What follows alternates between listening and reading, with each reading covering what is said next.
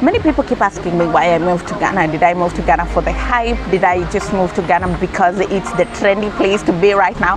Well, if you want to find out the answer to these questions, stick around.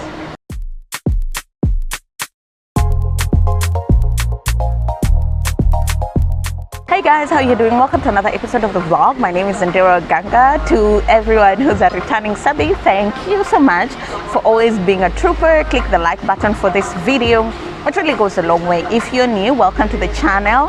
My name is Ndero. Here we make videos on media, business and lifestyle. Please click the subscribe button and all the notification buttons so you can get notified every time we upload a new video. I wanted to come up here real quick and talk about this conversation that has been spurring a lot of attention, excuse me, online. I'm drinking something. It's juice, by the way, because my parents watch this channel. So a lot of people, like I've seen online, there's this conversation where people were moving to Ghana because of the hype, because it's a cool place to be, because it's receiving all this global attention.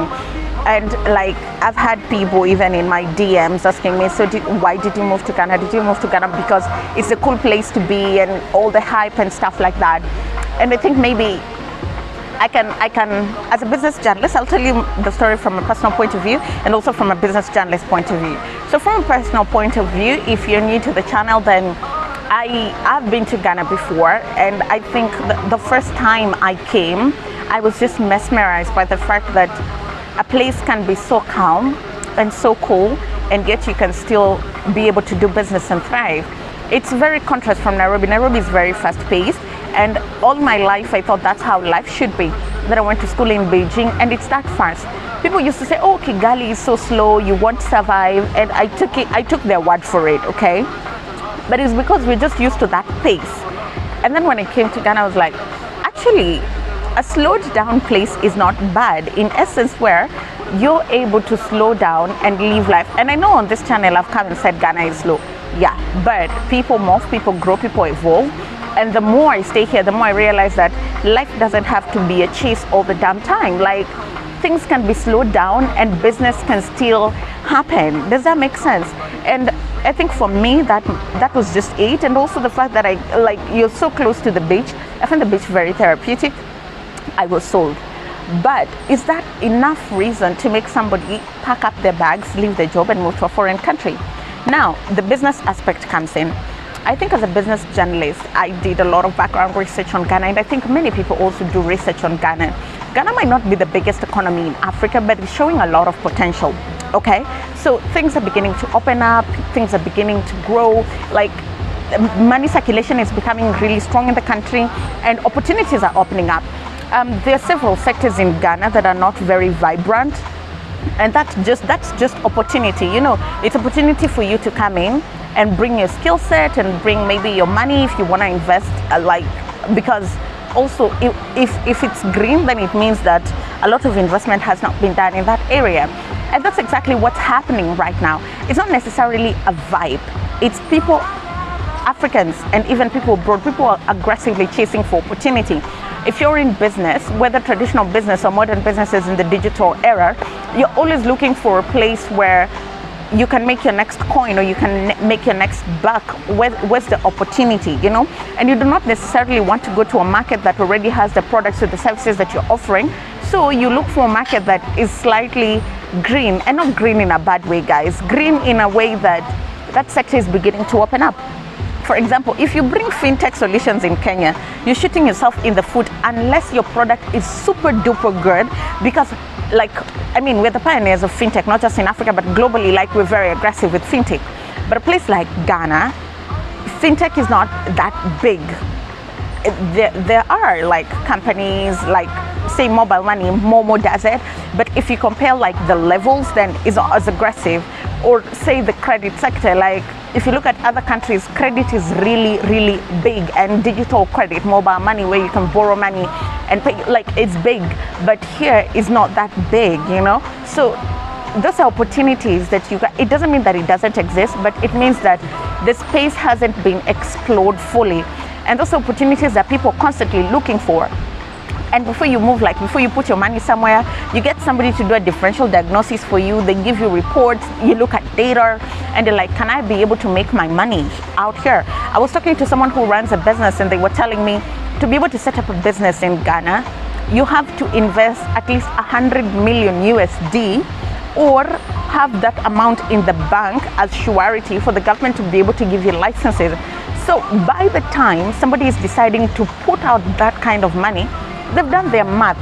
They know that it's worth it. Every single coin is worth it, and they're going to get their money back, you know. And it's not instant like some of these businesses or even individuals who come here. It's not instant, and that's why you see mostly individuals leave, because when people come here, they think it's going to be instant, like you're going to make your money instantly, your business is going to pick up instantly. When a market is green, it takes 3 to 5 years for it to see the need of the service that you're providing, and then another 3 to 5 years for them to embrace the service. So if you're going to like come here, like most of the businesses that are coming here, they have like a 10-year plan. You know, they're not in a rush. So I do not necessarily think for businesses it's a vibe. For individuals, it could be a vibe because it's hard. When you look at the videos online, sometimes videos can be very deceiving. I'm not saying Ghana is not a great place, it is, but the videos online are never a true depiction of the 360 circle.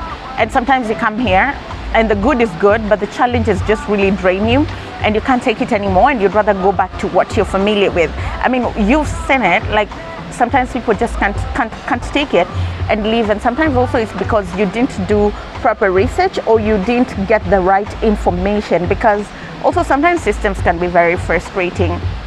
And so I think for companies that are coming here, or even for people who are coming here to do business, they're very particular. They're very particular with what they want. They know what they want. They have a plan. And I think also the government has made it so difficult to come in that if you're coming in, then you're probably in it for the long run. Particularly those who are not Ghanaians. Forget Ghanaian returnees, because if you're American Ghanaian, you can always go back to America. If you're Swedish Ghanaian, you can always go back to Sweden, or if you have dual citizenship. But those of us who, I'm not one to take dual citizenship. I'm Kenyan. Like I like the fact that I can brag that we run marathons. But so that means that I am treated here as an expert or a foreigner, and it's not cheap. So by the time you decide to be here, my guy, you're in it for like the long run, you know, because it's costly. Like to process a work permit is 1,000 USD. Let that sink in. Has that sink in, guys? Like, has that sink in? Has it sunk in? It's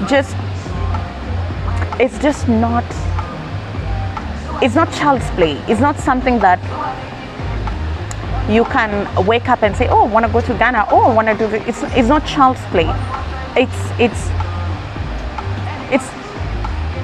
It's a lot of research, it's a lot of money, it's a lot of work, it's a lot of numbers. So you just have to be very careful. And I don't think vibe could be like summer bunnies, like you come for a week or two and then you leave. But the people who commit to come and live here, it's beyond the vibe. And sometimes I feel like YouTube gives a very wrong representation, because mostly, like say for example for me, you'll only see my videos, but a lot of work goes on behind the scenes that you do not get to see. And then it just looks like, oh, she moved to Ghana for the fun and for the vibe and all that stuff. But a lot of work is going on behind closed doors that you never get to see or never get to know. So maybe for individuals it could be a vibe, or for those people who have Ghanaian ancestry and maybe they just want to come and reconnect with their roots. But those of us who are foreigners, you come here 100% for business. If it's not business, you don't want anything to do with it because it's expensive. Nobody wants, in Swahili you say tupa hela or pati hela. You're not going to put your money at a place where you're not going to get money out of. Does that make sense? So don't be out here telling me that I came to Ghana for the vibe. Girl, I'm in business.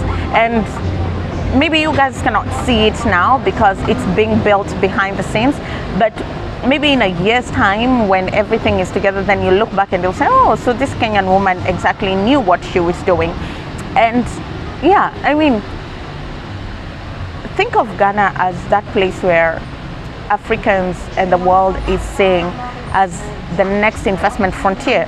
There was a time Kenya was that, and it's still that, but it has its challenges. Then Ethiopia joined the board. A lot of investment went to Ethiopia. Then Rwanda. And a lot of investment went to Rwanda. And I think now is Ghana's time. And I think your president has done a good job at marketing you guys abroad. Again, I always say I'm not Ghanaian.